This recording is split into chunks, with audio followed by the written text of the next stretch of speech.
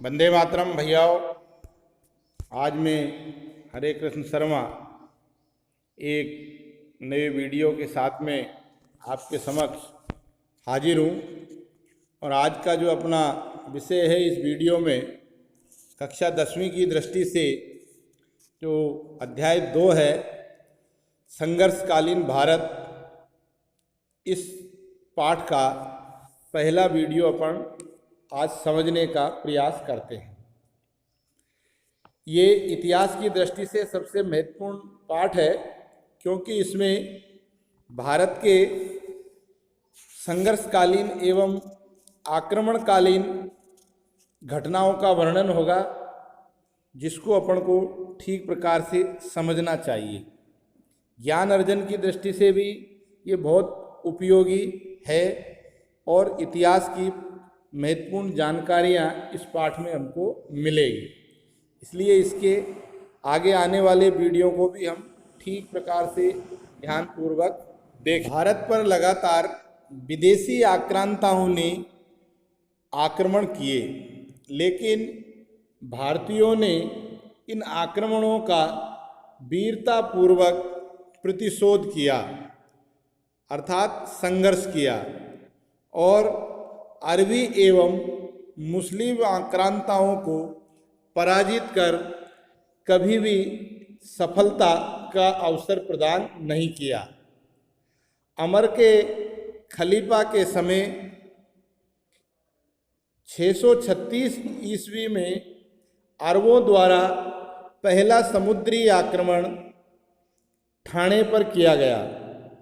इसके बाद बड़वास, भड़ोज और सिंध के देवाल बंदरगाहों पर भी अरबों के आक्रमण हुए, परंतु इन सब आक्रमणों को समय रहते विफल कर दिया गया।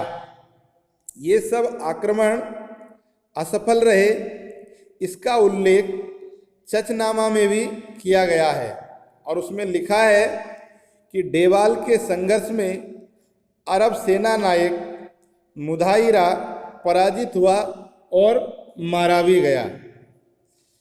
सर्वप्रथम आक्रमणों की श्रेणी से भारत में एक सुव्यवस्थित मुस्लिम आक्रमण 712 ईस्वी में मोहम्मद बिन कासिम के द्वारा किया गया, जो कि सिंध राजा दाहिर और कासिम के बीच में भयंकर संघर्ष हुआ। और इस संघर्ष में इतना भयानक था कि जिसका वर्णन नहीं कहा जा सकता। मुस्लिम साहित्यकार चचनामा में लिखा है कि काफिरों ने अरबों को चारों ओर से जकड़ लिया और जिस बहादुरी और दृढ़ता से वे लड़े, उसके कारण इस्लामिक फौज घबरा गई और भागने में लग गई। इसी बीच अचानक एक संयोगवश तीर धोखे से हाथी पर सवार राजा दाहिर के में जाकर के लगा, जिससे उनकी मृत्यु हो गई। इसके बाद एक अन्य आक्रमण में महमूद गजनवी को कश्मीर शासक जयपाल और आनंदपाल से कड़ा संघर्ष करना पड़ा और हम कह सकते हैं कि ऐसे इन आक्रमणकारियों को भारत में कभी भी स्थायी सफलता नहीं मिल सकी। लगातार आक्रमणकारी प्रयासों को आगे बढ़ाते हुए मोहम्मद गौरी और पृथ्वीराज चौहान के बीच अनेकों बार संघर्ष हुए, जिसमें गौरी को हर बार पराजित होना पड़ा। लेकिन एक अवसर पर धोखे से पृथ्वीराज चौहान के साथ में उसने संधि का बहाना बनाकर उनको गिरफ्तार कर लिया, अर्थात पराजित कर दिया और 1206 ईस्वी में भारत में सर्वप्रथम मुस्लिम सत्ता की शुरुआत कर दी गई।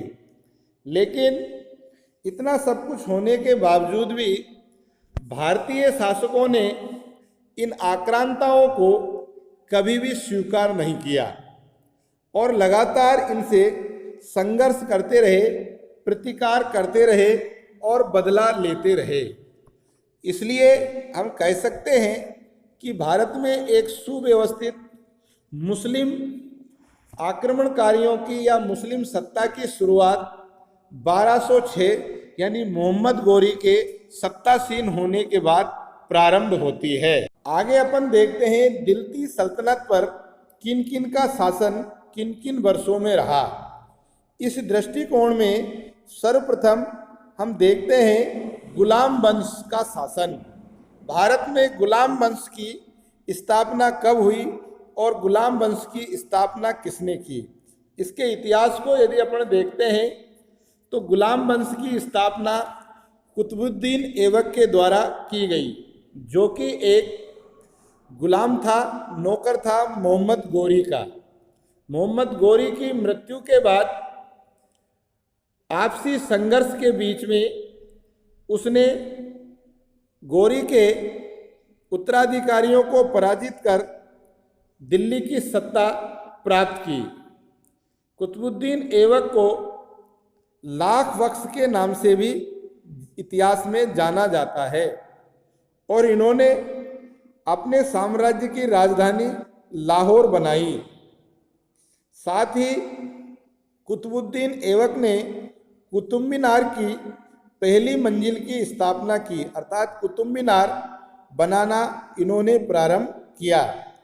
बाद में इनकी मृत्यु के बाद कुतुब मीनार का शेष भाग इनके दामाद और शासक इल्तुतमिश ने इसे पूर्ण करवाया।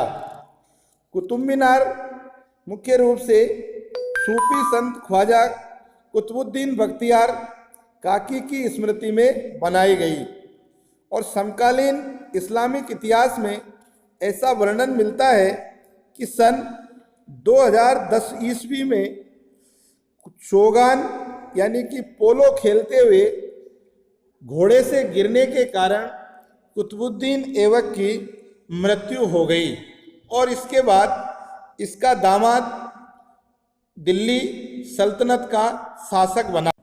इल्तुतमिश के शासन के बारे में हम जानते हुए समझते हैं कि यह कुतुबुद्दीन ऐबक का दामाद एवं उसका उत्तराधिकारी था और वास्तव में यह एक मुस्लिम साम्राज्य का वास्तविक संगठनकर्ता भी बाद में इतिहास में माना गया, क्योंकि 1226 ईस्वी में इल्तुतमिश ने ही साम्राज्य विस्तार करते हुए रणथंबोर को जीता।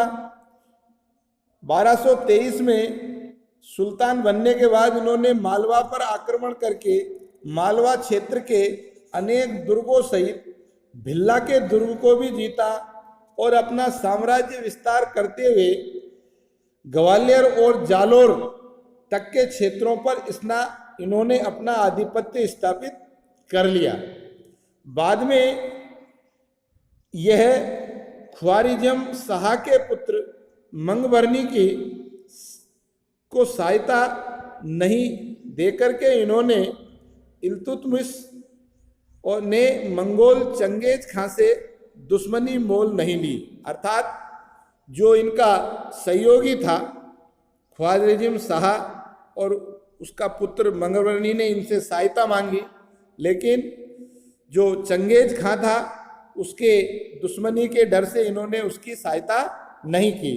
इसके कारण से इनकी जो साम्राज्य विस्तारवादी नीति थी वो आगे नहीं चल सकी और एक समय के बाद में इनका जो शासन था एक निश्चित सीमा तक ही बढ़कर के रह गया और ऐसा माना जाता है कि इल्तुतमिश का जो शासनकाल था लगभग 26 वर्ष का था और 1236 ईस्वी तक इन्होंने दिल्ली सल्तनत पर अपना शासन किया, अर्थात मुस्लिम साम्राज्य सत्ता को आगे बढ़ाने का इन्होंने कार्य किया।